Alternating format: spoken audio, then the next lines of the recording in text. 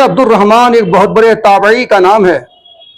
یہاں ذرا میں آپ کی جانکاری کے لیے بتا دوں کہ صحابی کسے کہتے ہیں؟ جس مسلمان نے حالت ایمان میں حضور کو دیکھا اور حالت ایمان میں اس کی موت ہوئی وہ صحابی ہے، اور جس مسلمان نے کسی صحابی کو حالت ایمان میں دیکھا اور حالت ایمان میں اس کی موت ہوئی اسے تابعی کہتے ہیں۔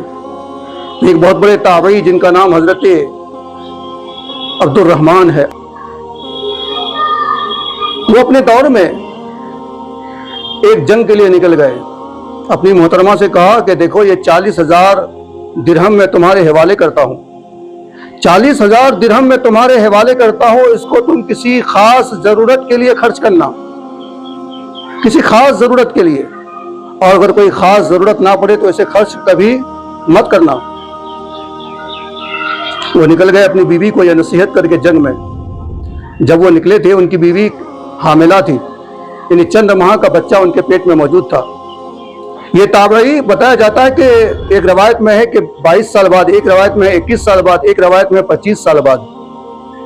میں 25 سال والی روایت لیتا ہوں کہ 25 سال کے بعد جنگ سے جب واپس آئے، اس 25 سال کی مدت میں آپ کبھی اپنے گھر نہیں پہنچے تھے۔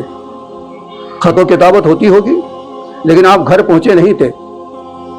جب 25 سال کے بعد اپنے گھر پہنچے تو دیکھا بستی کا رنگ روپ بدل چکا ہے، بستی کا ماحول بدل چکا ہے، پوری بستی میں تبدیلیاں آ چکی ہیں۔ جو بچے تھے وہ جوان ہو گئے، جو جوان تھے وہ بوڑھے ہو گئے۔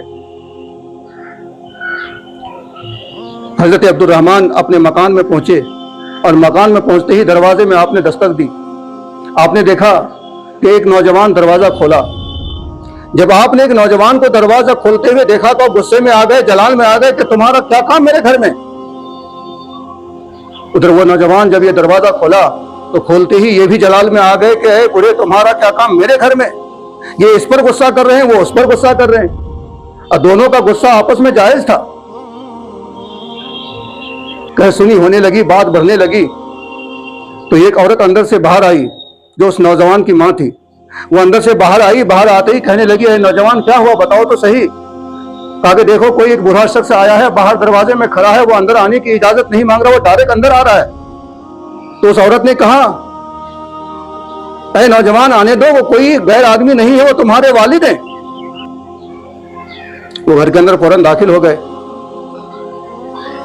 اس نوجوان کا نام تھا حضرت ربیعہ۔ حضرت ربیعہ گھر سے نکلے اور نکل کر مسجد کی طرف روانہ ہو گئے۔ ادھر آپ جو سفر سے واپس آئے تھے اتنی مدت کے بعد، اپنی بیوی کے سامنے بیٹھے، غسل کیا، نہایا دھویا، کپڑا پہنا، کپڑا پہننے کے بعد کھانا وغیرہ تناول فرمایا۔ کھانا وغیرہ کھا کر آپ مسجد میں نماز ادا کرنے کے لیے گئے تو مسجد میں بڑی بھیڑ تھی، دور دور تک نماز پڑھ کے لوگ بیٹھے ہوئے تھے، اور محراب کے پاس ایک شخص بیٹھ کر حدیث رسول سنا رہا تھا۔ دور سے انہیں کچھ دکھائی نہ دیا۔ جب وہاں سے وہ واپس آئے تو اپنی بیوی سے کہا وہ رقم ہے بھی یا نہیں؟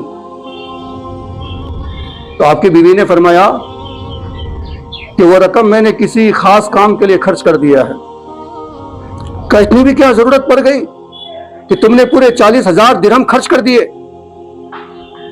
جب دونوں میں کہہ سنی ہو رہی تھی تو اتنے میں اس عورت کے شوہر نے یعنی حضرت عبد الرحمن نے کہا کہ میں آج مسجد نماز پڑھنے کے لیے گیا تھا، دیکھا کہ ایک نوجوان محراب کے سامنے کھڑے ہو کر حدیث رسول سنا رہا ہے، اور ہزاروں لوگ ان کی حدیثوں کو سن رہے ہیں غور سے، پتہ نہیں وہ نوجوان کون ہے۔ تو آپ کی بیوی نے کہا میرے شریک حیات آپ نے پوچھا تھا نا کہ بہت زیادہ ضرورت پڑ جائے تو یہ پیسے خرچ کرنا، اور ضرورت نہ پڑے تو اس رقم کو خرچ کرنے کی ضرورت نہیں۔ آپ نے مسجد کے اندر ہزاروں کے بیچ میں حدیث رسول سناتا ہوا جس شخص کو دیکھا وہ شخص کوئی اور نہیں، وہ آپ کا فرزند، آپ کا بیٹا ہی حضرت ربیعہ ہے۔ وہ آپ کا فرزند ہے، وہ آپ کا بیٹا ہے۔ اتنا سن کر آپ کا دل باغ باغ ہو گیا۔ میری بیوی تم نے میری دی ہوئی رقم کو حقیقت میں صحیح راستے میں خرچ کیا، اچھے کام کے لیے خرچ کیا۔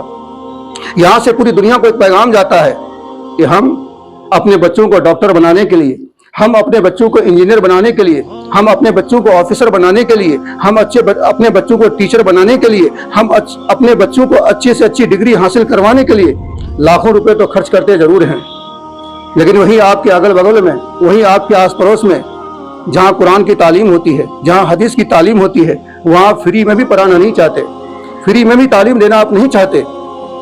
जानते हो क्यों? इसलिए कि आपके दिमाग में शैतान सवार है, आपके दिमाग में भूत सवार है। आप और हम यही समझते हैं कि यही जिंदगी सब कुछ है, इसी दुनिया में सब कुछ हमें मिलनी है। आखिरत में कौश किसने देखा है? आखिरत में क्या होना है? मैं आपसे पूछता हूँ, आप अगरचे वकील हो, आप अगरचे डॉक्टर हो, आप अगरचे इंजीनियर हो, आप अगरचे ऑफिसर हो, आपकी जनाजे की नमाज कौन पढ़ाएगा? कोई मौलाना ही तो पढ़ाएगा। आप पैदा हुए, आपकी कान में अजान कौन देगा? कोई मौलाना ही तो देगा। आप नौजवान हुए थे, आपका निकाह कौन पढ़ाया था? कोई काजी मौलाना ही तो पढ़ाया था। हर आदमी अपने बच्चे को अगर मदरसे से दूर कर दे तो इस्लाम कैसे आगे बढ़ेगा? दीन मोहम्मदी सल्लल्लाहु अलैहि वसल्लम लोगों तक कौन पहुंचाएगा?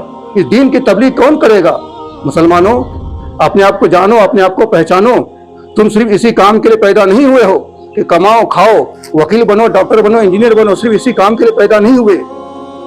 तुमको अल्लाह तबारक व तआला ने एक जिम्मेदारी और दी है, इस दीन को आगे फैलाने की जिम्मेदारी दी है। अपने आप को जिस दिन पहचान लोगे, ये दीन का काम जरूर होगा। जिस दिन अपने आप को नहीं पहचानोगे, ये दीन का काम वहीं रुक जाएगा।